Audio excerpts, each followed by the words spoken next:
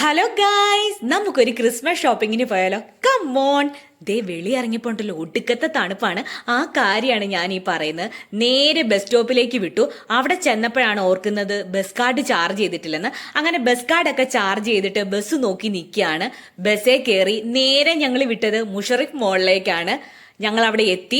അടിപൊളി ഒരു മാളാണ് ഗൈസ്. അവിടെ കുറെ നേരം നിന്ന് ഷോ ഓഫും കാര്യങ്ങളും വീഡിയോസും ഫോട്ടോസും ഒക്കെ എടുത്ത് നിന്നു. അങ്ങനെ ഞങ്ങൾ മോളിന്റെ അകത്തേക്ക് കയറി. അടിപൊളി വ്യൂ ആണ് ഗൈസ്. കയറി ചെല്ലുമ്പോൾ ഒരു അക്കൂറിയൊക്കെ ഉണ്ട്. അവിടെ കുറച്ച് നേരം നിന്നിട്ട് ഞങ്ങൾ R&Bയിലും മാക്സിലേക്കുമാണ് പോയത്. അത്യാവശ്യം തരക്കേടില്ലാത്ത കളക്ഷൻ ഒക്കെ ഉണ്ട് കേട്ടോ. അവിടെ കളക്ഷൻ ഒക്കെ അടിപൊളിയാണെങ്കിലും കുറച്ച് റേറ്റ് കൂടുതലല്ലേ എന്ന് എനിക്ക് തോന്നി.